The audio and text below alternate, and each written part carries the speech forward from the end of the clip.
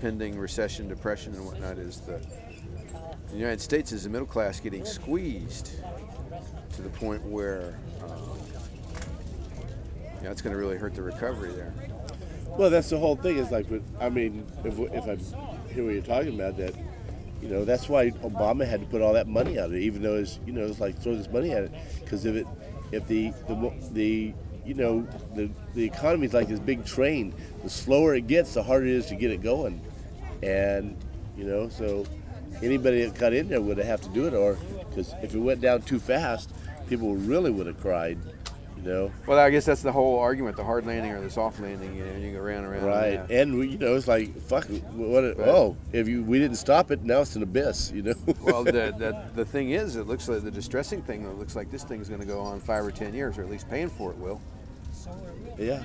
And we still got a situation where unemployment's going up, profits are not.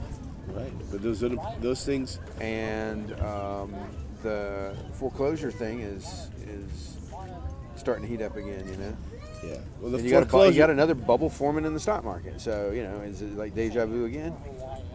It could be. It's like, I mean, the whole thing with the foreclosures, they had to go through because so many people bought houses they couldn't afford, and now that they've lost money and they got in for zero, they're not, it's more money to take a hit on your credit rating than to keep the house if it's worth less than you paid for it, and or you couldn't sell it for what you owe on it, and sell it short. Yeah, you just it's like you get out for what you can. It's like take the hit, make the bank take the hit, or declare bankruptcy, or whatever you need to want to do. It's like, and it'd be hard to advise people. Is there a moral financial decision? You bought a house. People buy houses on speculation. It's like the home thing. It's like even a lot of young people that got into houses. Oh, we don't expect to live here long. We just who cares how much you owe on the house if it's appreciating. Right. We got in for this much. Our payments are less than if we lived in an apartment, and we just wanted to capitalize on this speculation. It's like better than the stock market. And then when it lost, everybody likes gains, but nobody wants to take losses.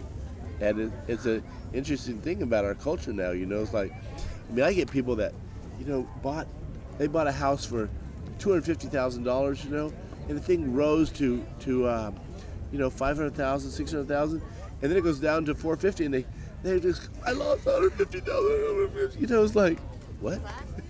That you didn't have in the first place. That you didn't have in the first place. That you still made a shitload of money on your money, Right. And and leveraged on a house, that you lived in the house. You got your rent paid. It was like you've made out like a fat cat. Any place in any financial sort of way that you look at it, but you speculate on what you thought you had for a moment, and in a hot market, and life is changing for American middle class. So we've had an incredible hot rise in living quality of living since World War II. A boom market compared to the by and large, rest of the world, by and large. Compared to the rest of the world,